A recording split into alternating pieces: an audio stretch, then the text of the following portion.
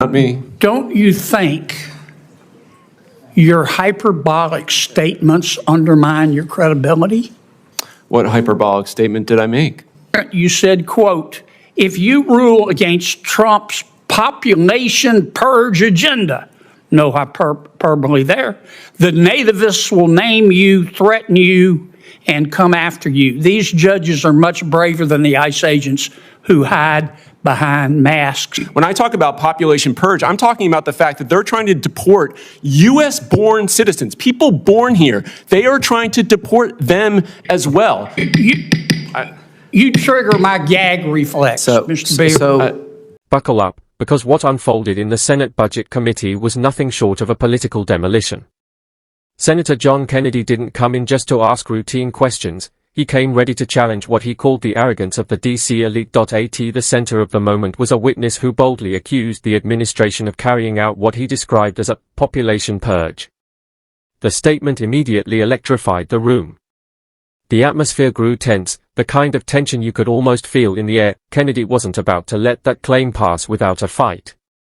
With his trademark blunt style, he pressed the witness hard, pushing back on the accusation and demanding accountability for the explosive remarks. The exchange quickly turned into one of the most intense moments of the hearing, as Kennedy made it clear he wasn't going to give the witness a free pass. What followed was a fiery confrontation that had everyone in the room on edge. Secretary Wolf, thank you for your service. Why, in your opinion, do so many, not all, but so many of my Democratic colleagues believe in open borders? Well, that's a good question. I think it's a couple of different fronts. One, it would be they don't believe in immigration law. They don't like enforcement. They don't like removing of individuals. And they believe that there are some that believe that anyone and everyone should be able to come to the U.S., whether they apply for protections under U.S. law or not. And then there's some probably that would like to see more voters in the U.S. Secretary Wolf, you heard my question. Under the guise of the 10th Amendment, can local governments ignore a Supreme Court ruling? I don't believe they can. Okay. Women have the right to vote in America by statute Yes. and by constitutional interpretation. Under the guise of the 10th Amendment, can local governments just ignore that and prohibit women from voting? No. Okay. Mr. Duke, you worked for President Biden and Vice President Harris, didn't you? Yes. And I listened carefully to your testimony today. You expressed, well, you offered the opinion that the One Big Beautiful Bill is terrible in part because it will cause deficits. Is that right? Yes. Isn't it a fact that the profligacy of President Biden caused 9% inflation in America? No. Okay. Isn't it a fact that if President Biden had discovered life on Mars when he was president, he would have immediately sent it money? I don't believe so. Oh, you don't? Okay. Well, I appreciate your newly found fiscal conservatism. Mr. Beer, you seem to be a very smart guy, and you seem to be a nice enough guy. Thank you, Senator. You seem smart as well. Jack. Don't. That was the chairman, not me. Don't you think your hyperbolic statements undermine your credibility? What hyperbolic statement did I make?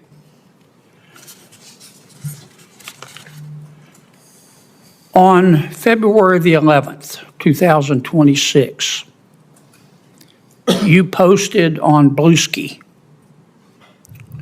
quote, my words, or your words, not mine. The Democrats' video telling service members to ignore illegal orders didn't go far enough.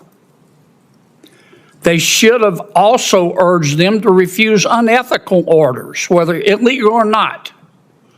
There are many things deemed legal that are still obviously unethical, and everyone should hold themselves to this higher law. end quote. Did I read that correctly? I believe you did. Do you disagree with it? You think people should do unethical things in their capacity On December the 31st of 2025, you posted in front of God. But wait. Do you disagree with what I said? Let me finish my question. I'm You sorry. answered, sir. Sure. In front of God and country. You said, quote, they, referring to Republicans, think they can troll their way into us accepting ethnic cleansing. End quote. Your words, not mine. Did I read that correctly?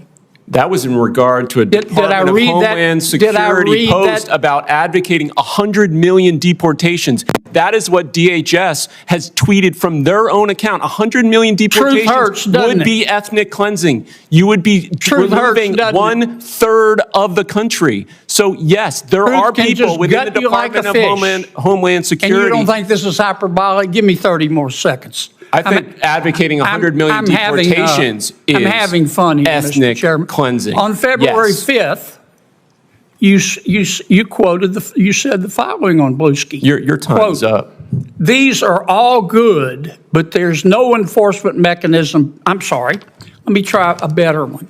On March 2nd, you said, quote, if you rule against Trump's population purge agenda, no hyperbole there, the nativists will name you, threaten you, and come after you. These judges are much braver than the ICE agents who hide behind masks while violating the Constitution. They are much braver. They put their names on their rulings and they stand behind their constitutional rulings. When I talk about population purge, I'm talking about the fact that they're trying to deport U.S.-born citizens, people born here. They are trying to deport them as well. So it's not a mass deportation agenda. It is also an agenda intended to reduce the population of the United States, including U.S.-born people. So these are not hyperbolic statements. I appreciate you reading my account. I appreciate your research. Here's the good news. What planet did you just... Wait a minute, Mr. Chairman. What planet did you just parachute in from? No. Hey, guys.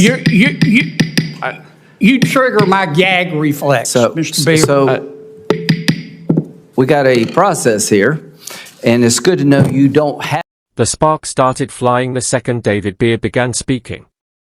Brought in by Democrats as a witness, he attempted to describe the current border and immigration situation in a way that many in the room felt was completely disconnected from reality. His remarks went even further when he accused the government of carrying out what he called a population purge. The comment immediately raised eyebrows.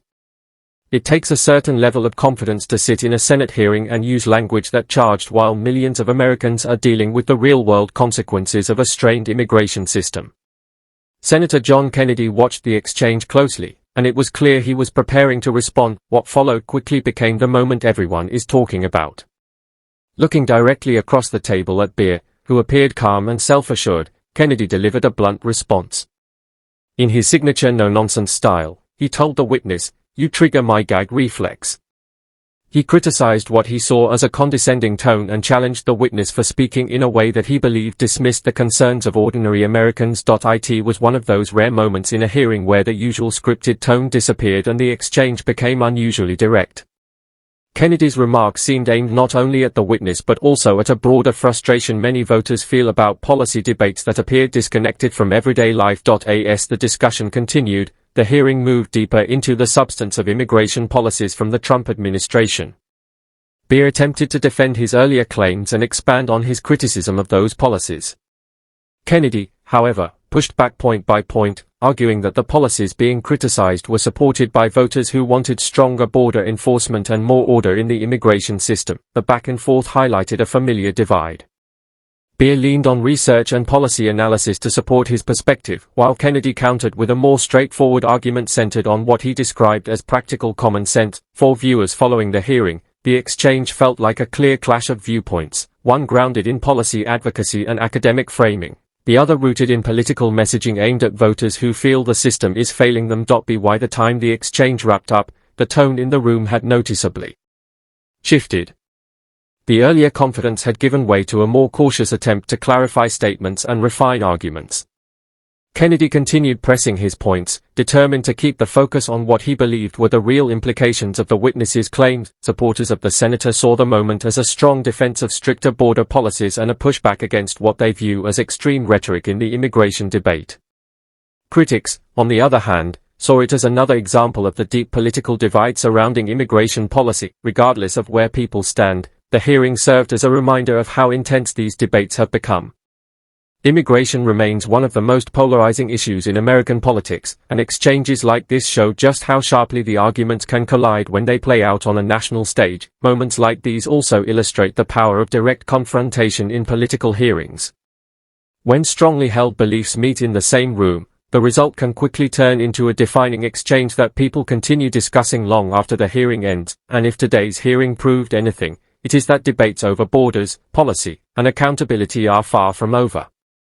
The arguments will continue, the hearings will go on, and the political battle over immigration policy is only getting started.